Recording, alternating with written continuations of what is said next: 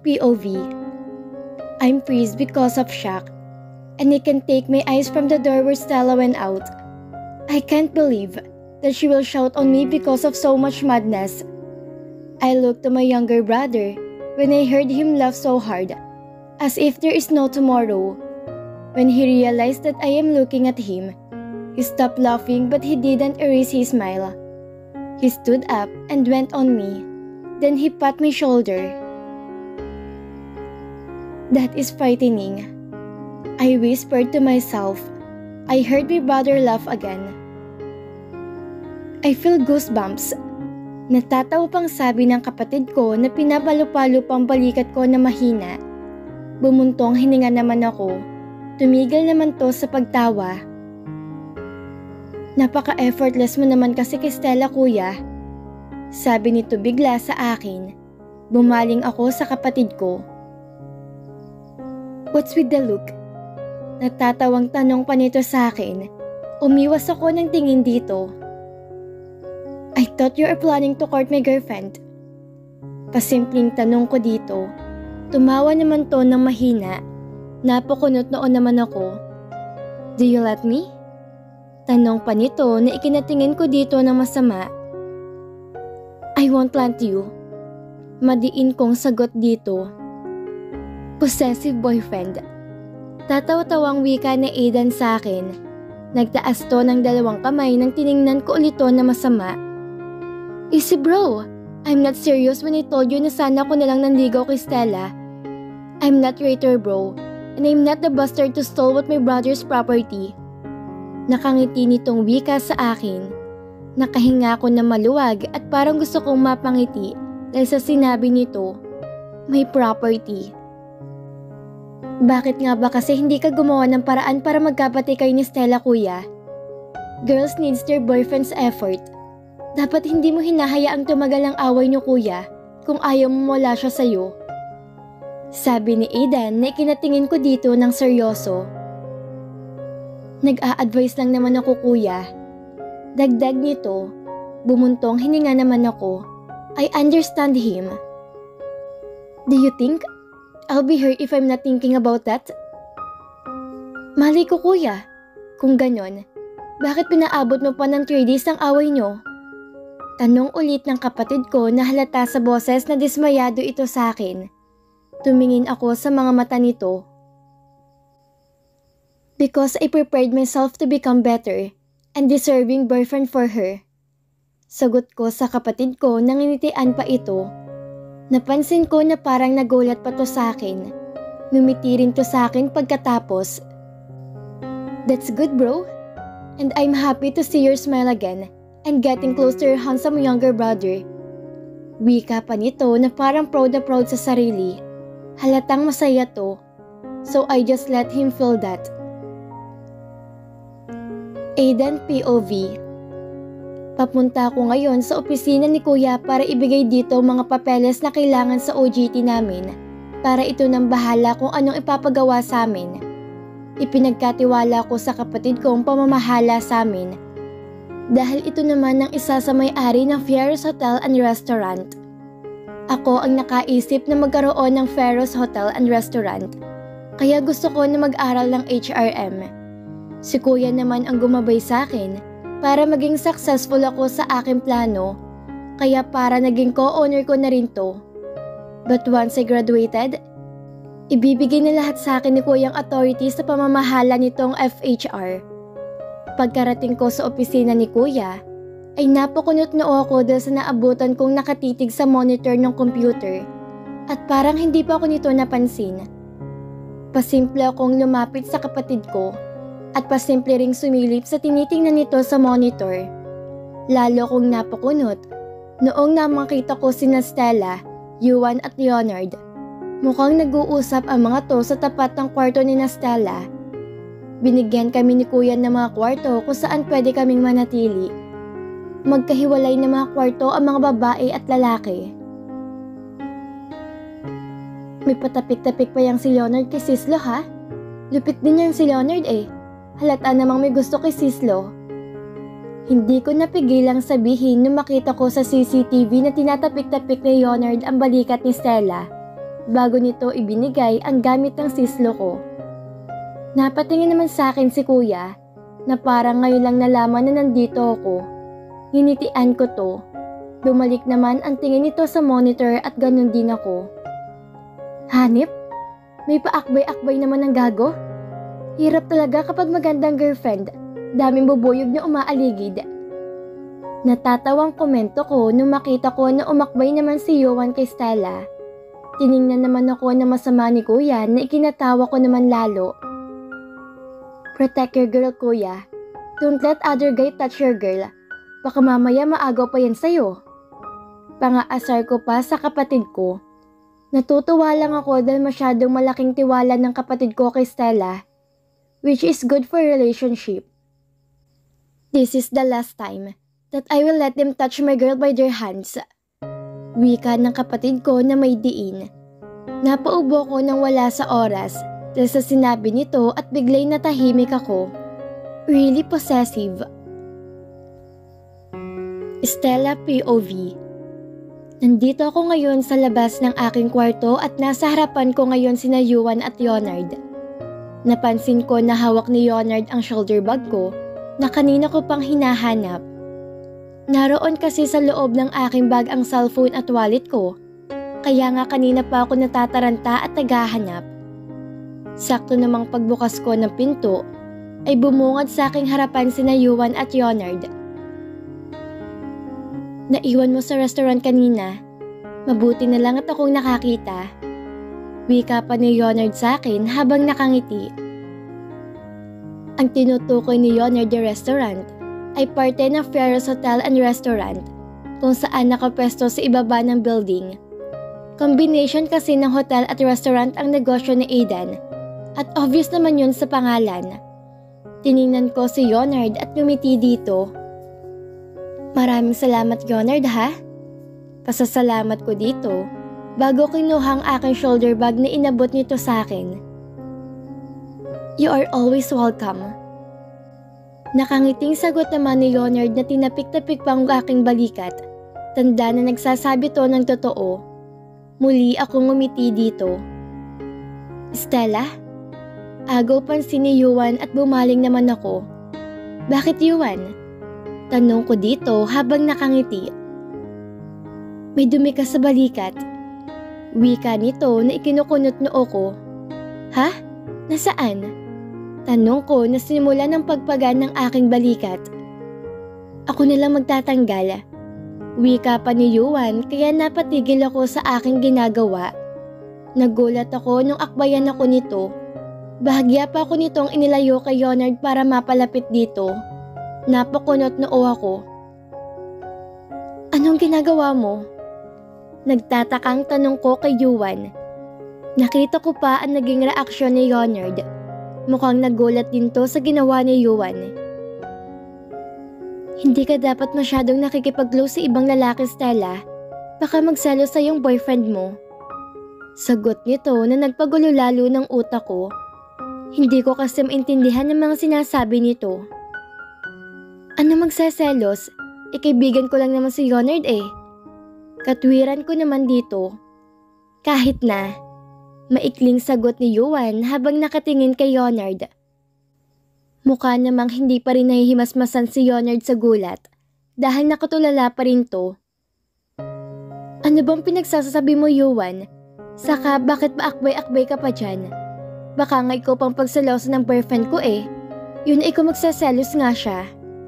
Sabi ko na halos ibulong na lang ang huling mga salita dahil sa inis kay Mr. Carl. Hindi ako pagsasalosan nun, lalo na kapag nagpaliwanag ako. Wika nito, tinapig ko ang braso nitong nakaakbay sa akin. At paano mo naman nasabi, Aber? Nakataas ang isang kilay na tanong ko dito. Dahil hindi tayo talo. Sagot nito na ikinukunot noo ko. Hindi ko taga maintindihan si Yuan. Pakiramdam ko ay napaka-misteryoso nitong tao. Talaga bang may boyfriend ka na, Stella? Singit bigla ni Yuan na mukha ngayon lang natauhan. Bumaling ako dito. Kaya ba tinanggihan mong offer ko sa'yo noon na maging girlfriend ko? Putol ni Leonard sa sasabihin ko. Nakita ko ang lungkot sa mga mata nito. Nakaramdam ako bigla ng awa para dito. Napayuko ako bigla. Ayoko makita ang lungkot sa mga mata nito. Nawalan ako bigla ng imik. Meron na nga siyang boyfriend, and that is not her obligation to tell you. Sagot ni Yuan na halata sa boses nito na hindi nito gusto si Leonard.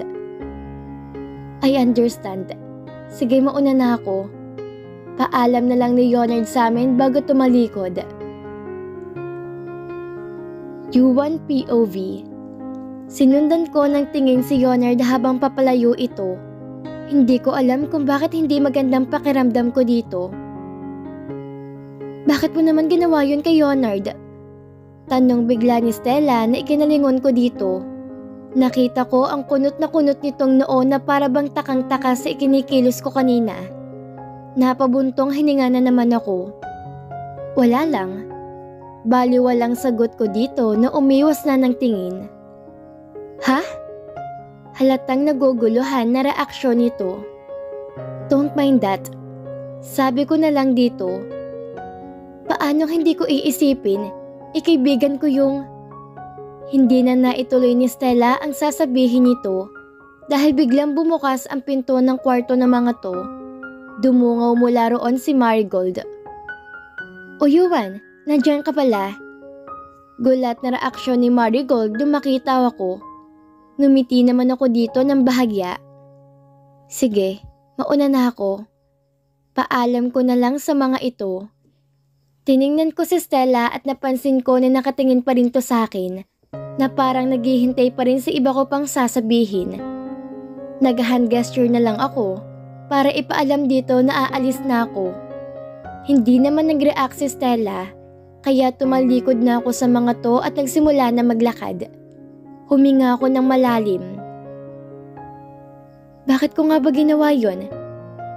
Because I need to protect her no matter what. I need to prevent any danger that might happen to Stella.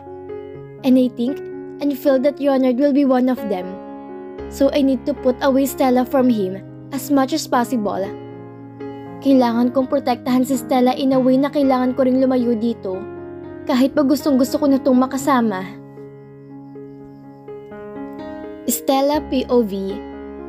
Napatitig ako kay Marigold nung mapansin ko na hindi pa rin ito inaalis ang tingin sa nilakaran ni Yuan. Kahit wala na ni anino ni Yuan doon. Napansin ko rin na may lalim na iniisip si Marigold. Napakunot na uwa ko. Don't tell me type mo na rin si Yuan ngayon, best. Bigla kong naitanong kaya napalingon sa akin si Marigold. Ano bang sinasabi mo dyan? Inosenteng balik tanong ni Marigold. Grabe ka kasi makatitig, bes. Baka naman pati si Yuan targetin mo na rin. Sobra ka ha? May Inigo ka na. May Aidan ka pa. Tapos ngayon Yuan naman? Hindi ka naman three-timer, no? Pabiro kong wika kay Marigold. Tiningnan naman ako nito na masama. Sama mo sa akin ah? Wika pa nito sa sinabi ko. Natawa naman ako ng mahina. Well, best friend tells the truth. Nakangiti at baliwalang sabi ko pa dito para asarin to. Ganun nga talaga siguro best kapag maganda. Madami nagkakagusto. Unlike you. Ganti nito sa akin. Ako naman ang tumitig dito na masama. Yabang mo rin, no? Anong palagay mo sa akin? Hindi maganda? Tanong ko dito na ikinatawa nito. Napasimangot naman ako. Hindi ka naman yata slow, best, diba? Saka ikaw na rin ang nagsabi, best friend tells the truth. Wika nito na tumawa pa ng mahina. Parang gusto ko tuloy bawiin ang sinabi ko.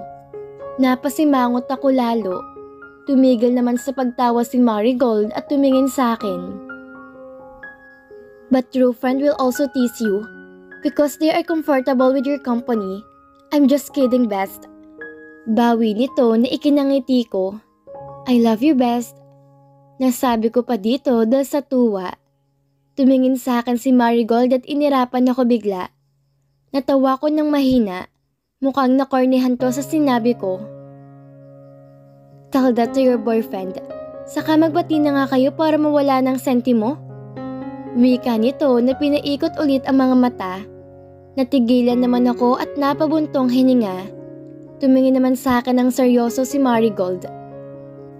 Hay nako, ang dapat pinatatagal ay yung relasyon at hindi ang away. Love dapat ang pinaiiral at hindi ang pride.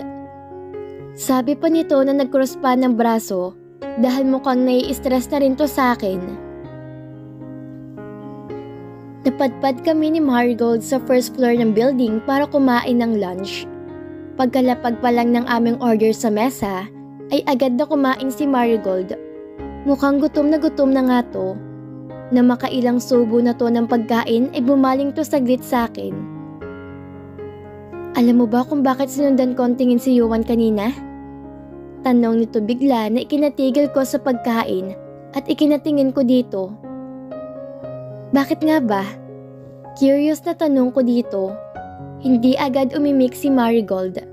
Sumubo pa nga to ng pagkain eh. Parang gusto ko tuloy itong batukan. Tumingin ulit to sa akin. Well, napansin ko kasi na magkahawig kayo. Sabi nito na ikinukunot noo ko. What? Baka naman namamalikmata ka lang. Akala ko rin. Kaya nga sinundan ko pa ng tingin sa Yuan eh. Nung una akala ko nanlabo ang mga mata ko. Pero hindi. Magkahawig talaga kayo best. Sabi nito na mukhang sigurado sa sinasabi nito. Natahimik naman ako saglit. Madami naman kasi magkakamukha sa mundo. Nasabi ko na lang bigla.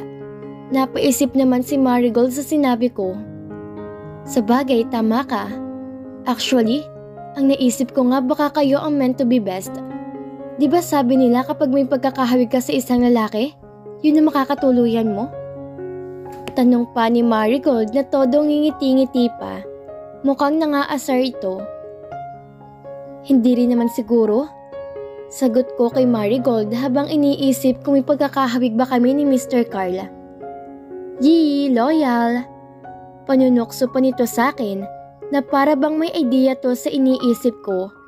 Sakto namang nakita ko si Mr. Carl sa isang mesa na hindi kalayuan sa inuupuan namin ni Marigold. Napansin ko nakausap nito ang isa sa mga staff ng Pierre's Hotel and Restaurant.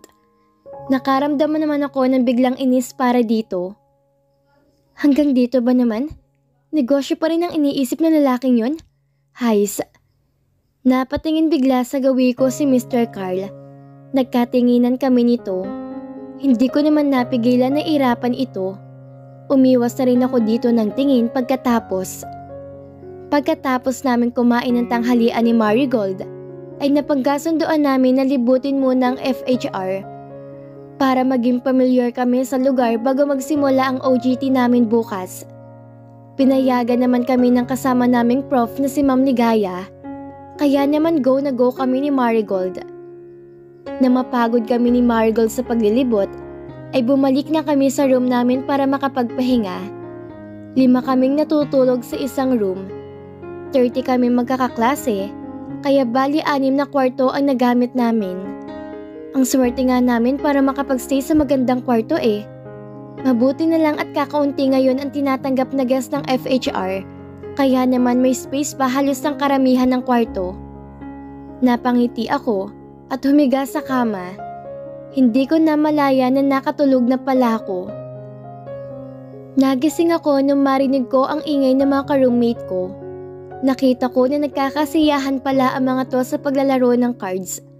Mabuti na lang at wala ang prof namin dahil panigurado madadali ang mga to.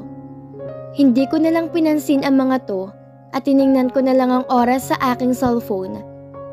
Napakunot noo ako nung makita ko na may isa akong message. Napansin ko rin na 5:00 pa lang pala ng hapon. 12:00 kasi kanina nang maisipan naming magpahinga ni Marigold. Tiningnan ko muna si Marigold sa mga oras na yon ay mahimbing pa ring natutulog. Inalis ko na lang ang tingin ko dito at bumaling sa hawak kong cellphone. I'll wait you in the rooftop at exactly 7 p.m. See you later. Basa ko sa mensahe na galing pala kay Mr. Carl Napakunot na uwa ko. Nakaramdam na naman ako ng inis. Hindi man lang naging sweet. Hays, pati sa text cold. Nakakainis sa lalaking yun. Napahiga na lang ulit ako sa kama. Napabuga ng hangin habang nakatingala para subukang alisin ang nararamdamang inis. At dito na po nagtatapos ang part 26 ng ating kwento. Muli niyo po akong samahan sa mga susunod na kabanata ng ating kwento. Maraming salamat po. God bless everyone!